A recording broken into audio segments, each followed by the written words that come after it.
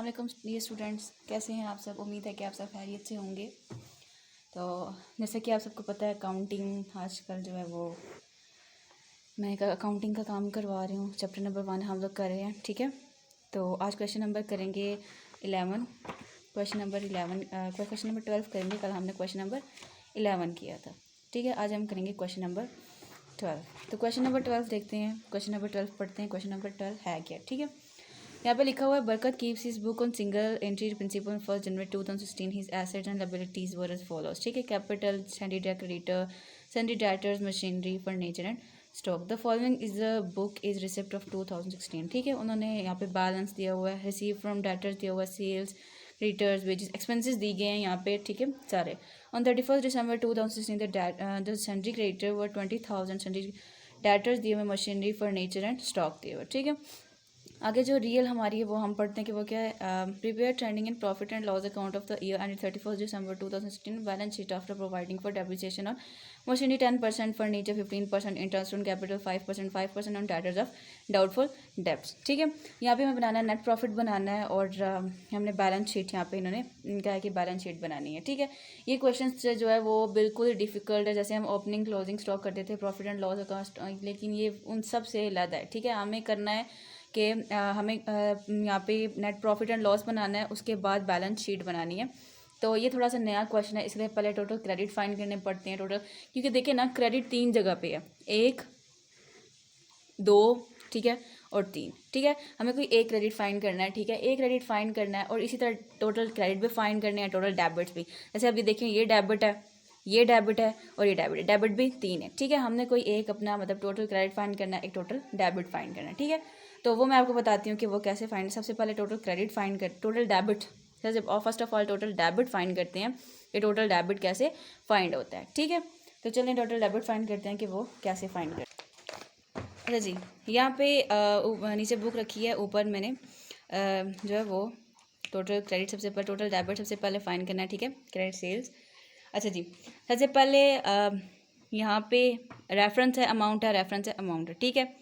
ये आ गया balance brought down. इसका नया तरीका नया है, ठीक है। तरीका आप लोग याद देख लें ये कैसे होता है। बैलेंस ब्रॉड डाउन है और बैलेंस कैरी डाउन है, ठीक है। बैलेंस ब्रॉड डाउन है और बैलेंस कैरी डाउन है, ठीक है। अब हम देखते हैं, वैल्यूज़ देखते हैं, ठीक है। बैलेंस ब्रॉड डाउन की वैल्यू क्या आती है, ठीक है। बैलेंस ब्रॉड डाउन की वैल्यू देखते हैं, बैलेंस ब्रॉड डाउन, ठीक है। उसके बाद हम यहाँ पे क्या करेंगे, हमारे इस साइड पे आएगा बैलेंस ब्रॉड डाउन हो गया और बैलेंस कैरी डाउन हो गया, ठीक है।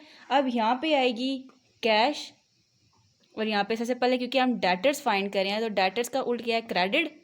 क्रेडिट सबसे पहले, क्रेडिट में क्या है, सेल्स, सबसे पहले सेल्स, ठीक है।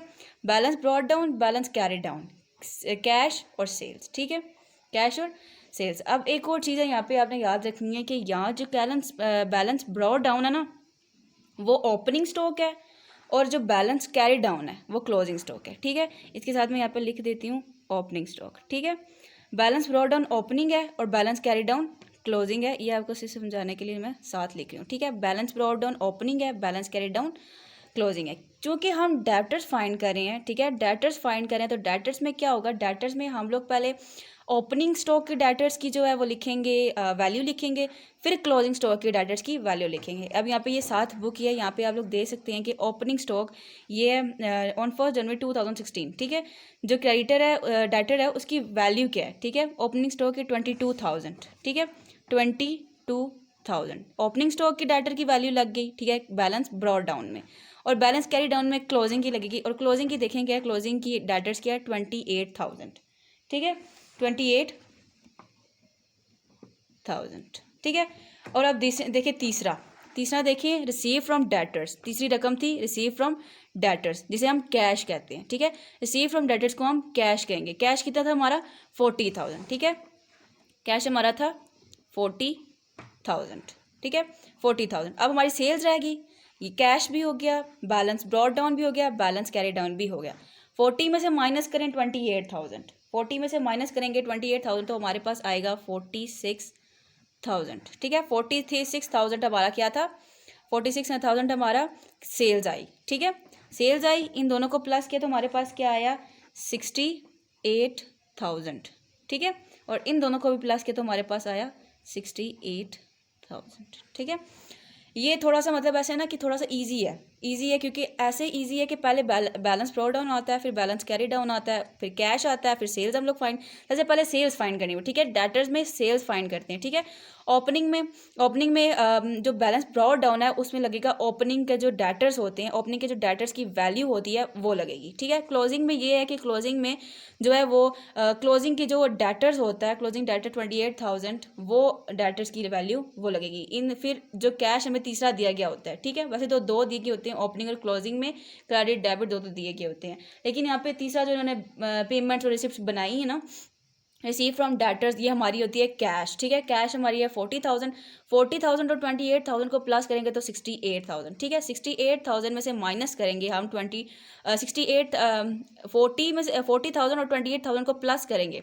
ठीक है, प्लस करेंगे तो हमारे पास आएगा 68,000। ठीक है, 68,000 आएगा, 68,000 में 22 माइनस करेंगे तो 46 हमारे पास आ जाएगा। ठीक है, इन दोनों को प्लस करोगे। ठीक है, इन दोनों यहाँ से ये रिजल्ट निकाल, पहले हम लोग यहाँ से ये रिजल्ट कैपिटल निकालते थे, अब यहाँ से हम ये रिजल्ट निकालेंगे। ठीक है, ये हमारा हो गया टोटल डेबिट्स। अब हम फाइंड करते हैं टोटल क्रेडिट्स के टोटल क्रेडिट कैसे फाइंड किया जाता है। ठीक है, तो टोटल क्रेडिट देखते हैं।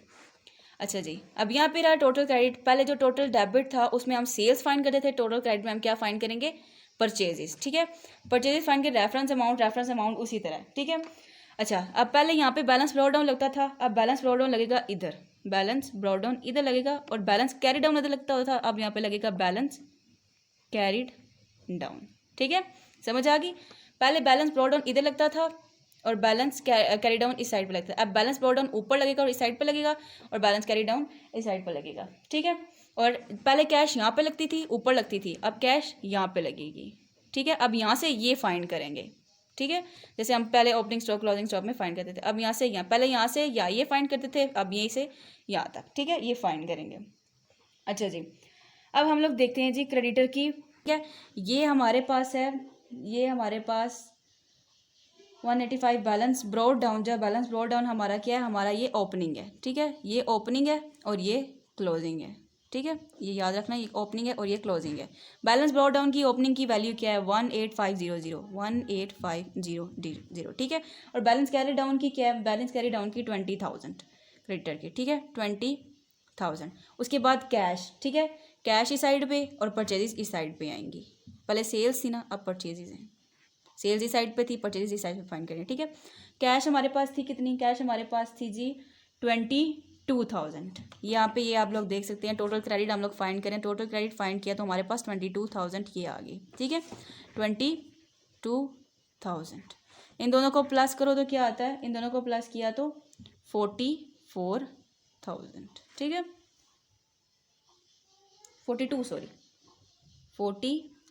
ठीक है, 22 + 20 42। ठीक है, अब इसको जो आया है उसमें से माइनस करो। ठीक है, इसमें से माइनस करोगे तो आएगा 23500। 23500 आप लोग चेक कर सकते हैं, 235, इन दोनों को प्लस करोगे तो 42,000।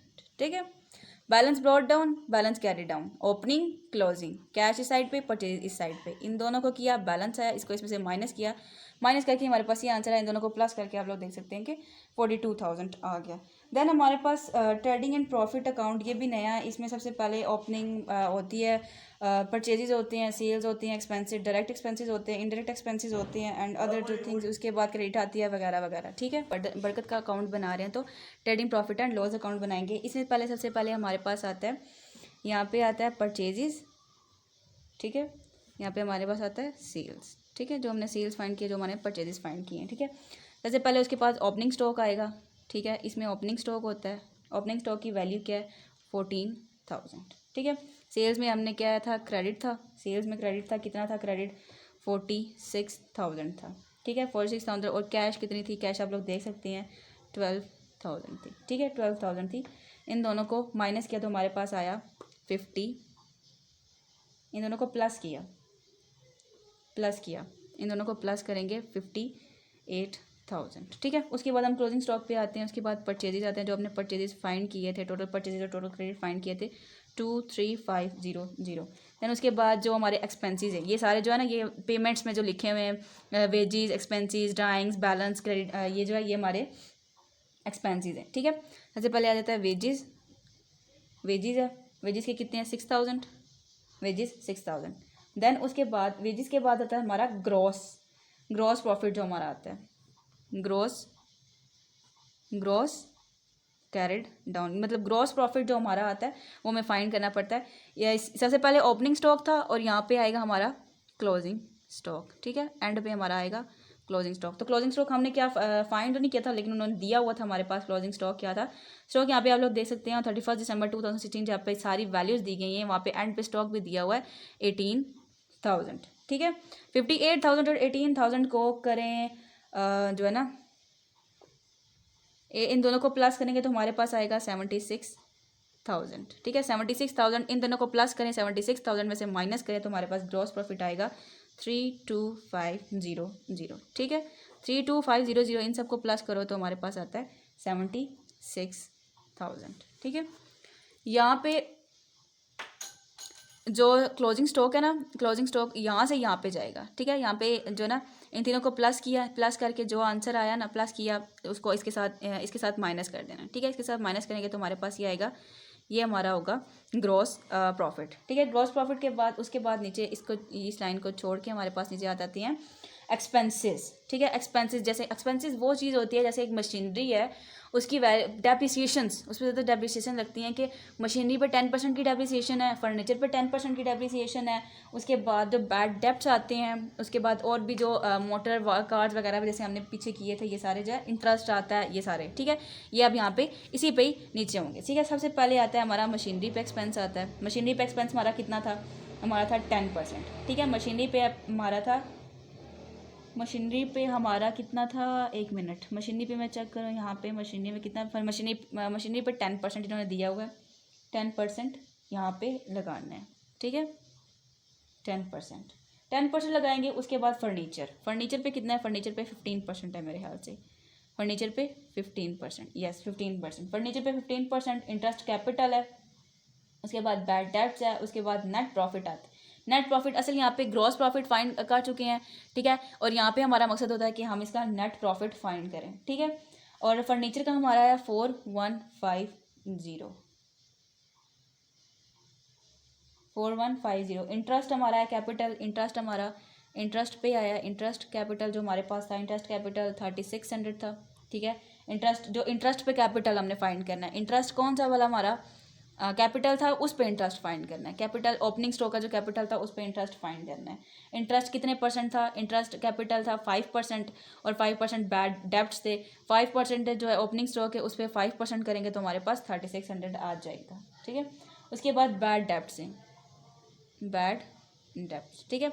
बैड डेप्ट्स हैं हमारे 1400, ठीक है। बैड डेप्ट्स में हमारे आते हैं 1400, ठीक है। उसके बाद हमारा जो लास्ट वाला थिंग है वो हमारा है कि नेट प्रॉफिट फाइंड करना है, नेट प्रॉफिट फाइंड करना है। तो नेट प्रॉफिट हमारा क्या है, नेट प्रॉफिट हमारे पास है यहाँ पे, सॉरी ये फर्नीचर मशीनरी पे ना 10% की जो डेप्रिसिएशन आई है नेट मशीनरी फर्नीचर पे 11350 आई है। उसके बाद नेट प्रॉफिट हमारा फाइंड होगा, ठीक है। असल मेन प्रॉफिट है कि हमारे नेट प्रॉफिट हमें फाइंड करना है। तो नेट प्रॉफिट हमारा है 3250। अब ये कैसे आया ये मैं आपको बताती हूँ, ठीक है।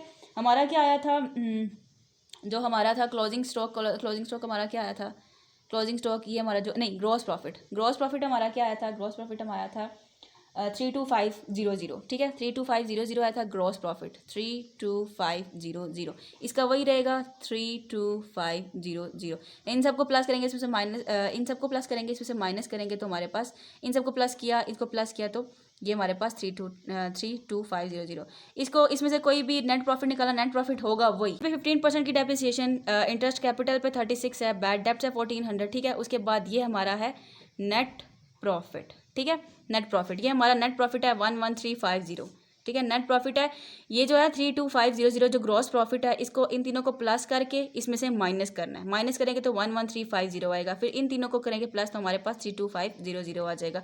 ये थोड़ी सी प्रॉब्लम हो गई थी, लेकिन ये है कि मतलब ये ऐसा कुछ भी नहीं है, ठीक है। फर्नीचर पे 15% है, कैपिटल पे इंटरेस्ट है, बैड डेब्ट्स हैं, उसकी वैल्यू है, ठीक है। इन तीनों को प्लस करके इनमें से माइनस करना है। और यहाँ पे आप लोग देखें जो ग्रॉस प्रॉफिट का कैरी डाउन आया ना वही ब्राउट डाउन होगा, ठीक है।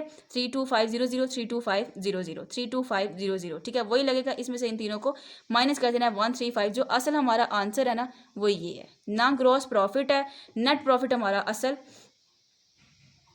हमारा असल आंसर है 11350, ठीक है। ये हो गया ट्रेडिंग एंड प्रॉफिट लॉस। सबसे पहले परचेजेस फाइंड होते हैं, सेल्स फाइंड होती है, ओपनिंग स्टॉक होती है, क्लोजिंग होती है। ओपनिंग में परचेजेस होती है और वेजेस होते हैं। फिर ग्रॉस प्रॉफिट फाइंड करना पड़ता है, जो सेल्स है उसमें क्रेडिट होता है, कैश होता है, ठीक है। उसके बाद इनको प्लस करना है, प्लस करके 76,000 में इन तीनों को माइनस करना है तो 32500 आएगा।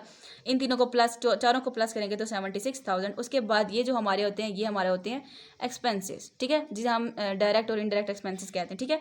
फर्नीचर पे 15% की डेप्रिसिएशन है, इंटरेस्ट है कैपिटल पे, बैड डेब्ट्स, ठीक है। नेट प्रॉफिट फिर फाइंड होगा। यहाँ पे ग्रॉस प्रॉफिट था, यहाँ पे कैरी डाउन था और यहाँ पे ग्रॉस ब्रॉड डाउन, ठीक है। ये वही लगेगा, सेम टू सेम आएगा। तो आंसर इसका बस हमारा जो रियल है वो ये है कि हमें ये फाइंड करना पड़ता है 11350। देन उसके बाद टोटल क्रेडिट फाइंड की, टोटल डेबिट फाइंड की, trading profit and loss account find की। सबसे लास्ट में जो हमारी है बैलेंस शीट। बैलेंस शीट भी बहुत ईजी है, जो पिछले मैंने समझाई थी कि क्वेश्चन नंबर 11 में, जी क्वेश्चन नंबर 11 में तो बैलेंस शीट होती है वो भी इसी तरह से बनेगी। तो वो मैं करके दिखा देती हूँ कि वो कैसे। मेन पार्ट जो हमारा है बैलेंस शीट, कि वो बैलेंस शीट कैसे फाइंड करते हैं। तो बैलेंस शीट कैसे है, सबसे एंड पे है बैलेंस शीट। बैलेंस शीट पे जैसे हम लोग क्लोजिंग स्टॉक, पहले ही मैंने बताया था, जैसे क्लोजिंग स्टॉक फाइंड करते हैं वैसे ही फाइंड होती है। सबसे पहले कैश है, तो कैश कितना है क्लोजिंग स्टॉक का कैश है 22500, ठीक है। 22500 यहाँ पे ये लिखा हुआ है बैलेंस कैरी डाउन, ठीक है। 22500 ये हमारा है कैश, ठीक है। उसके बाद डेटर्स हैं। डेटर्स क्यों है, डेटर्स हैं 28,000, जिसमें से जो है 14,000 है ऑफ करने हैं, 1400 ऑफ करने हैं, तो 26,600, ठीक है। ये हमारे होते हैं बैड डेब्ट्स, ठीक है। ये हमारे बैड डेब्ट्स होते हैं। उसके बाद आ गया हमारा स्टॉक आ गया 18,000। देन उसके बाद आ गई मशीनरी पे 10% की डेप्रिसिएशन थी, तो 10% की डेप्रिसिएशन फाइंड की 30600। देन उसके बाद फर्नीचर पे 15% की डेप्रिसिएशन है, 15% की डेप्रिसिएशन 4250, ठीक है। उसके बाद है क्रेडिट की वैल्यू क्या है, क्रेडिट की वैल्यू है 20,000, ठीक है, क्लोजिंग स्टॉक में। उसके बाद कैपिटल आता है। हमने जो कैपिटल फाइंड किया था, कैपिटल ये होता है ओपनिंग का कैपिटल जो हमें दिया गया होता है वो होता है 72,000, ठीक है, 72,000। उसके बाद इसमें से जो नेट प्रॉफिट हमने फाइंड किया था, मैंने आपको बताया था कि असल जो पीछे ट्रेडिंग अकाउंट में जो नेट प्रॉफिट है वो प्लस होता है, ठीक है, वो प्लस होता है। इसकी वैल्यू 11350, ठीक है, 11350। इन दोनों को प्लस करते हैं, प्लस करके फिर जो आंसर है उसको करेंगे इंटरेस्ट कैपिटल, ठीक है। उसके बाद इंटरेस्ट कैपिटल आता है। इसमें एक और नई चीज़ है इंटरेस्ट कैपिटल। पहले में इंटरेस्ट कैपिटल नहीं था, अब यहाँ पे इंटरेस्ट कैपिटल है, क्योंकि कैपिटल पे जो इंटरेस्ट आता है वो भी इंक्लूड करना पड़ता है, ठीक है, इंक्लूड करना पड़ता है। उसके बाद लेस करना है, ठीक है, लेस करना है। इन तीनों का जो आंसर आएगा उसको लेस करना है ड्राइंग्स के साथ लेस करेंगे तो हमारे पास ड्राइंग्स हमारी थी 5,000, ठीक है। इनको करेंगे तो हमारे पास टोटल आंसर आएगा 81,950, ठीक है, 81,950। इन दोनों को प्लस करेंगे, जो आंसर आएगा इसको भी प्लस करेंगे, जो आंसर आएगा इसमें से माइनस कर देंगे, आएगा 81,950, ठीक है। इन सारों को प्लस किया तो क्या आंसर आया 101,950। इन दोनों को प्लस किया तो 101,950। ये होता है हमारा बैलेंस शीट, जो पहले भी हमने की थी। बट पहले ये था कि कैपिटल को नेट प्रॉफिट में प्लस करके जो आंसर आता था उसको ड्राइंग में माइनस कर देते थे। अब इंटरेस्ट पे कैपिटल है तो 3600 वो लगाना लाजमी है, ठीक है। तो मेरे ख्याल से आप सबको समझ आ गई होगी क्वेश्चन नंबर 11 की। क्वेश्चन नंबर 11 ऐसे थोड़ा सा मुश्किल है। अगर क्वेश्चन नंबर 12 ऐसे हैं, क्वेश्चन नंबर 13, 14, 15 और 16 जो है वो भी ऐसे ही, ठीक है। लेकिन प्रैक्टिस करेंगे तो हो जाएगा इंशाल्लाह। आज क्वेश्चन नंबर 12 भी हो गया, इंशाल्लाह कल करेंगे क्वेश्चन नंबर 13, ठीक है। अल्लाह हाफ़िज़।